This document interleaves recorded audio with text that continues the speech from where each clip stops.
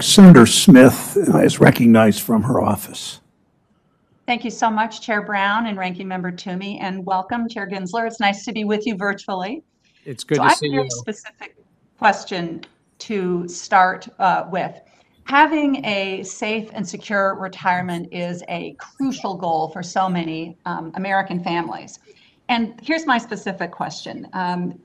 Registered index-linked annuities has become a rapidly growing savings option for many Americans. In the first quarter of 2021 alone, more than $9.2 billion of these annuities were sold. So here's the problem. The SEC doesn't have a registration form for these products. Now, this might seem like not a big deal, but it is a big problem and kind of a classic bureaucratic quagmire. Because what it means is that for big portions of the year, these new products can't be registered at all. And when they are registered, reporting costs are higher. The disclosure forms have a bunch of information that actually isn't that useful to investors as they're trying to find the information that really matters. So I've introduced a bipartisan bill to fix this problem, and I'm really glad that the Consumer Federation of America, a leading investor advocacy organization, is supporting my bill. But as I think you know, the reality is that we don't need legislation to fix this problem. We don't need congressional action. The SEC has the authority to create a new registration form itself. And in fact, I think the SEC has literally dozens of product-specific registration forms in place. So my question to you, Chair Gensler, is can you commit to me today to issuing a new registration form for registered index-linked annuities? Senator, I know that we have different regimes for index-linked annuities, and so I look forward to working with you and your staff and learning more. Just 5 months into the job, I have to admit that I don't know all the details of the RILAs,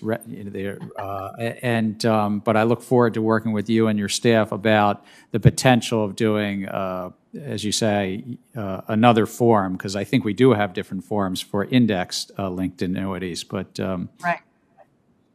Thank you. Yeah, this is it's a specific thing, and it's something that I think we could solve relatively easily. And I hope your agency, when you are releasing your updated regulatory agenda soon, I would love to see a fix for this issue on that regulatory agenda. Again, I look forward to meeting with you and getting our staffs together to understand. I think our staffs have already chatted, but to understand it even better. I think so too. We'll follow up, and I look forward to working with you on this. So let me ask you a slightly broader question. You know, we often have conversations in this committee about risk disclosure to investors, and I think there's general agreement that the market works better when investors have clear and trusted and transparent information about the risks that businesses face, and that information is provided in a systematic way so that investors can compare risks across organizations. But some of my colleagues on this committee just take a completely different approach when it comes to risk disclosure for climate change. And this just doesn't make any sense to me when, as Senator Tester pointed out, we are seeing billions and billions of dollars in costs for extreme weather events caused by climate change. And that's not only a public sector cost, it is also a private enterprise cost as well. So right now, when companies release climate-related information, if they release any at all, it's not in a systematic format or with any specific guidelines. And I think this is a problem for investors, and it gets, as you say, the goal of the SEC should be to protect investors. It's also a problem for regulators, as Chair Powell has laid out and talked about to this committee earlier this year.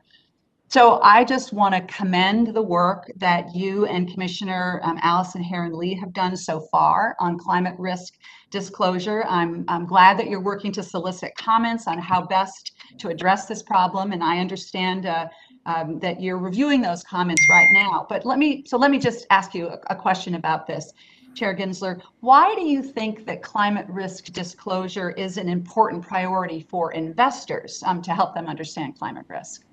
Well, I think investors have spoken loudly to your question, and companies right now are making disclosures. They're just not consistent disclosures, and it's better when it's consistent. But why it's important is there can be physical risks as we've seen, whether it's from flooding or weather events and the like, but it also can be transition risks, the transitioning to a new economy as we globally address this. But investors are really demanding it, and the role the SEC might have is to help bring some consistency and comparability to all of this.